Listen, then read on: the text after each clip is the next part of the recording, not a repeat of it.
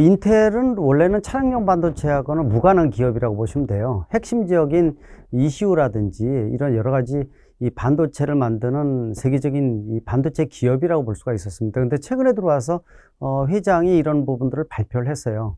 차량용 반도체 하게 되면은 사실 좀 배타적인 부분들이 많다 이렇게 보고 있거든요. 왜 그러냐면은 수익성이 많이 떨어져요. 거기다가 공정은 굉장히 많이 복잡합니다. 특히 차량이라는 것 자체가 악조건에서 운영되기 때문에 거의 뭐 반영구적으로 반도체의 영향을 받지 않고 이 고장이 나지 말아야 되거든요. 이런 여러 가지 악조건에서 수익성은 좀 떨어집니다. 그러다 보니까 이 차량용 반도체, 특히 우리가 대표적으로 이거를 비메모리 반도체다 이렇게 얘기를 합니다. 주문형 반도체라는 말도 쓰고 있어요. 이 부분들이 배타적이라는 것이 원래 있던 영역에서 다른 기업이 들어가게 되면은 인정을 안 해주는 부분들이 많고 그만큼 장벽이 높았던 것이 차량용 반도체였습니다. 이게 코로나 때부터 그 원래 생산하던 기업이 다른 분야로 돌아가고 그러다 보니까 다시 이 원점으로 돌아오지 않는 경우도 많았었고 또 천재지변이나 인재도 굉장히 많았습니다. 뭐 아시겠지만은 말레이시아 공장이 그 코로나로 인해서 중지가 되기도 했었고요. 또 미국 텍사스 쪽에 한파가 몰아닥치면서 정전으로 인해서 반도체 공장이 운영이 중지됐었고 그 일본 제네시스 같은 경우에는 이 화재가 생겼었죠. 또 대만 TSMC 같은 경우에는 위탁 생산해주고 있는데 이 작년에 가뭄으로 인해서 물이 부족하다 보니까 실질적으로 생산하는 데 차질을 빚었습니다. 이런 천재지변 또 인재에 의해서 영향을 많이 끼치다 보니까 더더욱 부족 현상이 커졌던 것이 차량용 반도체고 지금도 마찬가지라고 볼 수가 있습니다. 이 기간이 상당히 길어진다 이렇게 보고 있는데 문제는 이렇게 악조건인데도 불구하고 인텔이 차량용 반도체를 공급하겠다라고 들어오는 것은요 예전에 비해서 시장이 많이 변하고 있다는 겁니다. 이 내연기관차에서 전기차로 변하고 있다는 거 따라서 차량용 반도체가 서너 배 더 많이 소요된다는 거 그리고 예전에 비해서 이 실제로 기술적인 난이도가 떨어졌던 것이 차량용 반도체였지만은 이 자동차의 기술 개발이 많이 되면서 전장화됐고 또 자율주행 쪽으로 가면서 들어가는 반도체의 이 기술의 정도가 훨씬 더 높아졌다는 겁니다. 그리고 가격도 많이 높아졌어요. 부족 현상이 커지다 보니까 또 고부가 가치로 커지는 이런 부분들 많다 보니까 향후 지금 시장보다도 두세 배 정도 차량용 반도체가 부족해질 것이라는 것이 예상이 됐기 때문에 인텔이 본격적으로 들어왔다. 또 진입을 하겠다라고 얘기를 하고 있습니다. 이미 차량용 반도체는 각종 기반을 이루고 있는 기업이 있는 반면에 새로 위탁 생산해주는 기업 하면은 대만의 TSMC와 우리 대한민국의 삼성전자라고 볼 수가 있었어요. 위탁 생산해 줬었는데 인텔이 이제 본격적으로 위탁 생산, 다시 말하면 차량용 반도체 파운드리로 등장을 하겠다라는 것은 그만큼 비즈니스 모델이 되고 돈이 몰린다는 얘기죠. 그런 측면에서 보게 되면 향후 더 치열해지는 것이 차량용 반도체 시장이 아닌가. 격변이 일어나고 있는 시점이 지금이라고 분명히 말씀드릴 수가 있고요. 그만큼 먹거리가 풍부해진다는 거. 그리고 인텔 입장에서는 경쟁사한테 여러 가지 내부적인 비즈니스 모델을 많이 뺏긴 것도 이유라고 볼 수가 있어요. 퀄컴이라든지 엔비디아라든지 이런 여러 곳에서 각종 핵심적인 이 비즈니스 모델을 많이 뺏어가다 보니까 인텔이 위기감을 많이 느꼈다는 거죠. 그래서 새로운 사업 모델로서 본격적으로 선언을 했었고요. 또 그런 부분도 있습니다. 지정학적인 것도 영향을 끼쳤다고 볼 수가 있어요. 예를 들어서 뭐 차량용 반도체 공장 세계 각곳에 위치하고 있고 또 그런 기업들이 많이 있는데 유럽 쪽이 상당히 많이 있고요. 미국 쪽에는 상당히 좀 취약한 부분이 있다 보니까 미국 바이든 대통령도 인텔이 차량용 반도체 위탁 생산을 했으면 좋겠다라는 것이 이 여러 가지 이유가 있었어요. 그러다 보니까 인텔이 본격적으로 선언하는 부분도 있어서 지정학적인 부분도 작용을 하는 것이 차량용 반도체 진입이라고 볼 수가 있습니다.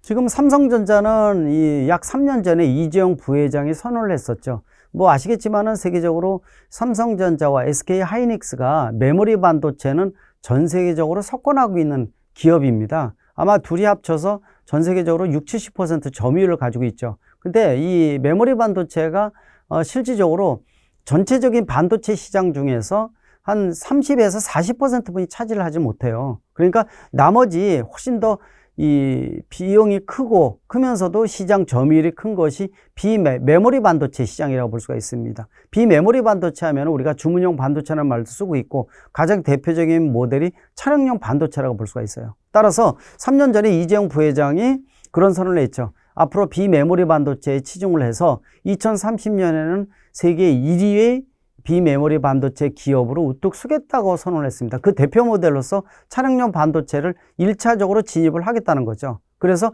최근에 들어와서 삼성전자에서는 차량용 반도체의 위탁 생산을 위해서 천문학적인 비용을 투자를 하고 있습니다. 얼마 전에 미국에다가도 텍사스 쪽에다가 공장을 추가로 지어서 이 차량용 반도체 위탁 생산 파운드리 공장을 짓겠다고 선언을 해서 아마 미국에 진출하는 비용 중에서 가장 대규모로 투자를 지금 진행을 하고 있죠. 이런 부분들이 아마 쌍두마차로서 대만의 TSMC의 파운드리와 또 삼성전자의 파운드리, 아직까지는 대만의 TSMC가 삼성전자의 파운드리의 2배 이상을 생산하고 있지만은 이 한 가지 장점은 TSMC보다도 좀 더 고부가 가치가 높은 차량용 반도체는 삼성전자 쪽이 치고 나가고 있다는 거죠. 이런 부분들은 향후의 가능성을 높인다 이렇게 보고 있습니다. 그러나 인텔이라든지 퀄컴이라든지 그 밖에 엔비디아는 말할 필요 없고 다 차량용 반도체에 본격 진입을 하면서 아마 싸움이 더 치열해지지 않을까 이렇게 보고 있고요. 특히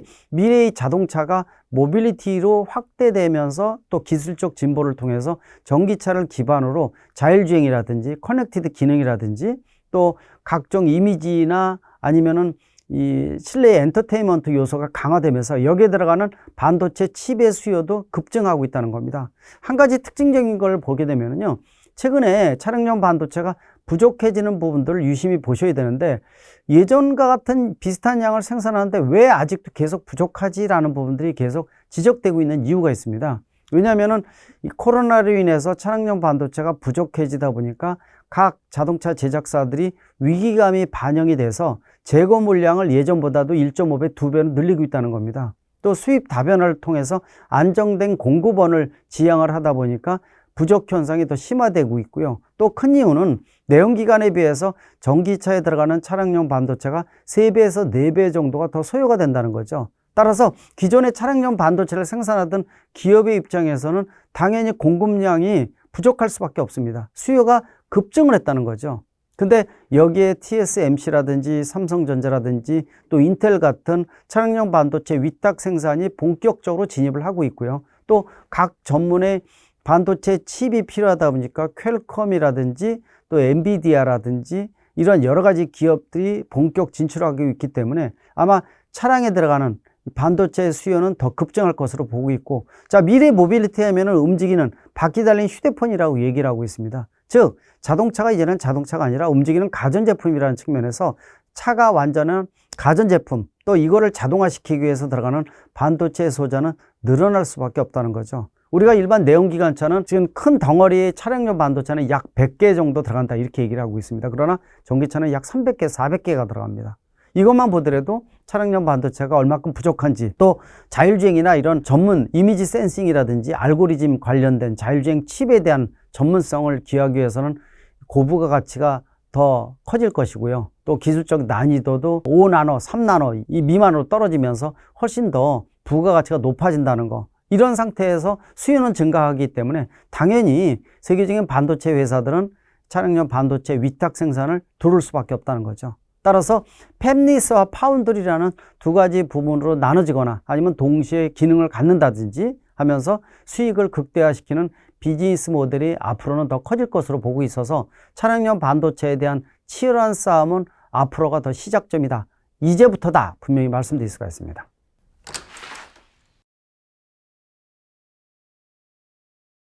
전문 칩을 생산하는 것이 굉장히 많다고 볼 수가 있어요. 아우디라든지 이런 프리미엄 차종에 들어가는 전문 칩 생산이라고 보시면 좋을 것 같아요. 예를 들어서 강점을 갖고 있는 칩을 전문적으로 생산한다는 것은 파운드리만 하는 게 아니라 팹리스 기능까지도 일부 진행할 수도 있다는 뜻을 가지고 있습니다. 특히 차량용 반도체가 부가가치가 앞으로 더 많이 높아지고 또 전문화되면서 이런 기술은 아무나 만들 수 있는 건 아니고요. 또 전문성도 기여된다는 측면에서 고민거리가 많다고 볼 수가 있어요. 그러나 차량용 반도체를 비롯해서 자동차 분야 자체가 배타적인 부분들이 굉장히 크다는 겁니다.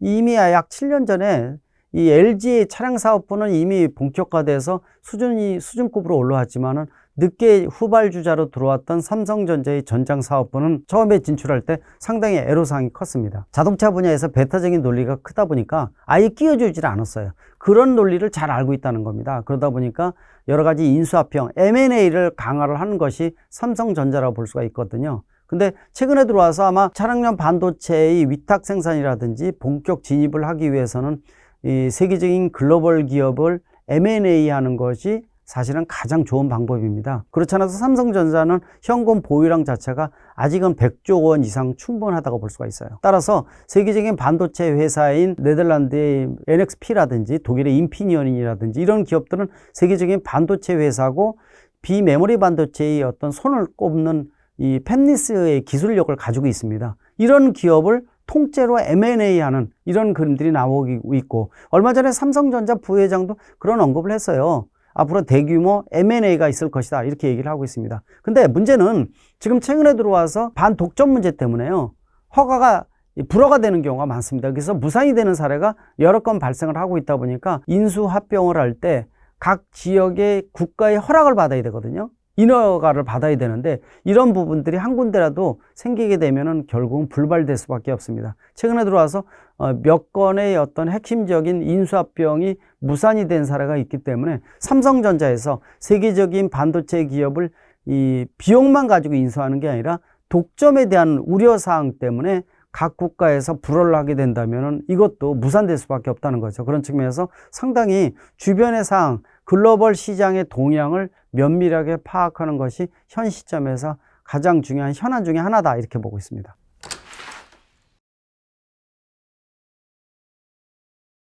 불가능한 부분은 아니라고 보고 있습니다. 이미 벌써 3년째 차량용 반도체 부족이 진행이 되고 있습니다. 근데 계속 매년 진행될 때마다 이제는 올해는 좀 낮을 것이다 이렇게 얘기를 하고 있는 건 사실입니다. 분명한 것은 올해가 작년보다는 낮을 것이라는 거죠. 대한민국도 작년에 차량용 반도체 부족 현상으로 40~50만 대 차질이 빚어졌습니다. 특히 아이오닉5 같은 완성도전 전기차를 출시했음에도 불구하고 실질적으로 유럽이나 미국 등 수요를 충족시키지 못해서 공급량이 딸리다 보니까 문제가 생긴 것이 바로 차량용 반도체 부족 현상이었습니다. 올해도 작년보다는 좀 낮이겠지만은 이런 부분들이 풀렸다 조였다 하는 것이 반복될 가능성이 높습니다. 이런 것이 반복되다 보면은 몇 년이 계속 갈 가능성이 크거든요. 아까 말씀드린 대로 차량용 반도체가 예전에 비해서 수익률도 더 좋아지는 건 사실이고요. 또 자율주행 등 기술적 난이도가 높은 것들이 커지면서 시장이 지금보다도 2~3배 커지기 때문에 인텔 등 세계적인 기업들이 다 들어오고 있습니다. 따라서 이 국내 입장에서는 상당히 좀, 특히 삼성전자 입장에서는 이 고민이 상당히 좀 많은 상황이라고 볼 수가 있어요. 그러나 이 분명한 것은 이 전기차로 전환되면서 차량용 반도체가 늘어난다는 거, 또 실질적으로 재고 물량도 늘어나면서 시장이 앞으로 커진다는 거, 이런 걸 고려를 한다면은 충분히 우리가 면밀하게 준비를 해서 미래에 대한 먹거리를 충분히 확보하지 않는다면은 상당히 고민거리가 늘어나고 완성차의 생산에 있어서도 차질을 빚을 수밖에 없어서 여러 가지 전략이 이루어져야 된다고 보고 있어요. 수입 다변화는 물론이고요, 또 재고 물량을 늘리는 것도 기본입니다. 또 가장 중요한 것은 차량용 반도체가 국내 생산이 3%뿐이 안 되기 때문에 이것을 최소한 고부가 가치가 높은 거, ECU라든지 이런 여러 가지 핵심적인 부품들은 국내에서 생산하자는 노력이 좀 필요한 시점입니다. 그래서 얼마 전에도 대통령이 현대차와 삼성전자가 같이 시너지를 내서 팹리스와 파운드리 형태를 진행을 했으면 좋겠다라는 부분을 언급을 했었고 지금 진행 중에 있거든요. 그래서 국내 기업이 뭐 세계적인 자동차 회사, 세계적인 반도체 회사를 가지고 있습니다. 얼마든지 가능하다는 거죠. 배터리 쪽도 세계 최고의 회사를 가지고 있어요.